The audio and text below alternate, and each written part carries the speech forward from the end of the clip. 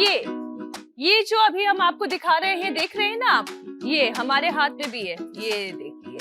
हाँ, ये जो आप देख रहे हैं, क्या आपने कभी खाने से पहले इनके डिटेल पढ़े हैं?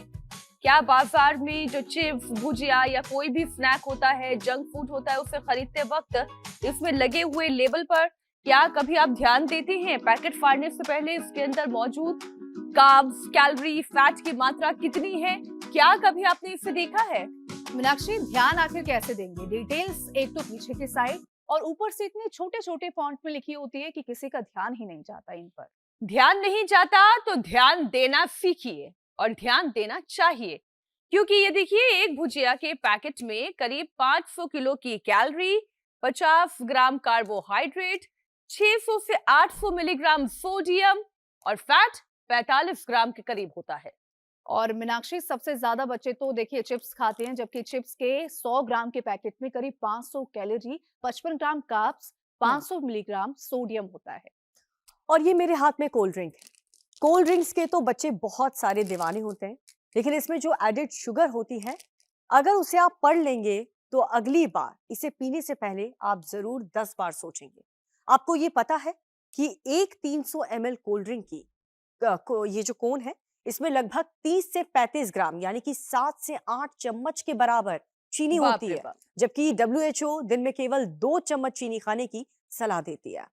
अब इतनी ज्यादा शुगर से शरीर को बिना किसी पोषण के खाली कैलोरी ही मिलती है, जिससे मोटापा और टाइप 2 डायबिटीज का खतरा कितनी तेजी से बढ़ता होगा, सोचिए जरा। और जो ये स्नैक्स के जरिए शरीर में सोडियम जा रहा है, कार्ब्स जा रहा है, कैलोरी, ट्रांस फैट का ओवरडोज होता है, उससे बीपी होना, कोलेस्ट्रॉल हाई होना, ब्लड वेसल्स ब्लॉक, पाचन, हार्ट प्रॉब्लम, ये सब कुछ बढ़ सकता है। और इसी खतरे को भांपते हुए सुप्रीम कोर्ट ने पैक्ड फूड के पैकेट के सामने की तरफ ज्यादा चीनी, नमक और फैट की चेतावनी वाले लेबल भी लगाने का निर्देश दिया है। बहुत बढ़िया। इसे जो है वो FOPL यानी कि फ्रंट ऑफ पैक लेबलिंग कहते हैं, जिसमें जो पैक्ड फूड है उसके आगे साफ साफ बड़े बड़े शब्दों में लिखा होता है कि उसमें कितनी मात्रा में शुगर है, कितनी मात्रा में नमक है या फिर फैट है, ताकि खरीदने वाले को एक नजर में ये समझ आ जाए कि ये सिस्टम और भारत में भी बहुत जल्दी लागू हो सकता है। लेकिन क्या इतना काफी है? क्योंकि सेहत के लिए खतरा केवल ये पैक्ड फूड नहीं है, बल्कि लोगों का खराब लाइफस्टाइल है। इसलिए जरूरी है कि लोग भी अपनी सेहत को लेकर उतने ही जागरूक हों। ऐसे unhealthy snacks, junk food, drink सबसे दूरी बनाए रखें। योग, ध्यान, प्राणायाम से निरोगी जीवन पाएं। अब नमकीन और चिप्स, कोल्ड ड्रिंक से बचने की सलाह, जंक फूड से बचने की सलाह तो हर रोज योग गुरु स्वामी रामदेव देते हैं, लेकिन निरोगी जीवन कैसे पाया जाए, बताने के लिए हमारे साथ जुड़ चुके हैं स्वामी जी। बहुत बहुत स्वागत आपका। प्रणाम। प्रणाम स्वामी जी। बहुत बहुत प्रणाम। जंक फूड, फास्ट फूड खा खा करके छोटे छोटे बच्चे, बेटियां सब मुठिया गए।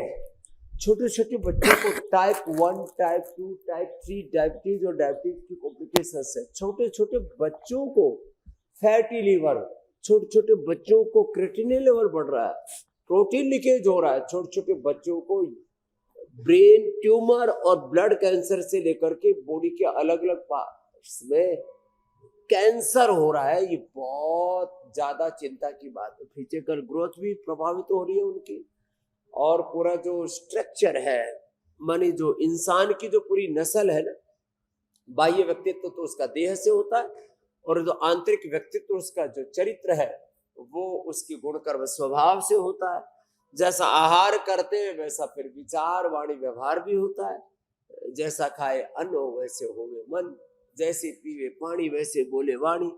तो पानी भी खराब पी रहे, उसमें cold drink, soft drink, energy drinks के नाम पर क्या क्या उल्टा पुल्टा खा रहे हैं, और आहार के नाम पर ये बर्गर, पिज्जा आदि चलो कभी कभार खा भी लिए, और वो भी सात्विक पिज्जा भी हो सकता है, लेकिन कहाँ आजकल ये सब है। सब पिज्जा के नाम पर, पास्ता के नाम पर, नूडल्स के नाम पर पूरी तबाही मची पड़ी है। इसलिए हमने 2 अभ्यास प्रारंभ में ये कराए, ये यहाँ से शुरू करें, फिर अभी पावर योग इसके बाद करते, 1 ये 2, और अब देखो ये तो अभ्यास कर करके हमारी जो है चुकुन बेटी जो MBBS कर रही थी, बस उसी दौरान थोड़ा लापरवाही हुई, वजन बढ़ गया, अब तो रिवर्स कर लिया है।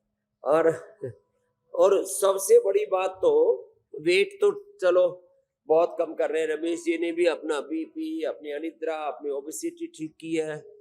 सुमन ने तो कमाल ही कर दिया, उज्जाई से अपना थायराइड ठीक कर लिया, माता जी के हार्ट के ब्लॉकेज निकाल दिए, ससुर साहब कर्माकर जी का जो है प्रोस्टेट, और वो प्रोस्टेट कैंसर में तब्दील हो जाता है बाद में। तो प्रोस्टेटाइटिस से लेकर के प्रोस्टेट में कैंसर, वो भी कपाल भाती, चंद्रप्रभा, गोक्षरादि, ट्राइगन, कोरिगन का भाती के साथ लौकी का जूस और उसमें तुलसी, काली मिर्च। बड़ी बात हुई है स्वस्तिका के जीवन में, इसके लिए जोरदार तालियां हो जाएगा। इसके दिखता ही नहीं था, अब 50% इसका विजन आ गया इस उम्र में, छोटी बचपन से नहीं दिखता था और बैलेंस नहीं था, वो वापस आ गया है स्वस्तिका का, ये बहुत बड़ी बात है। तो चलो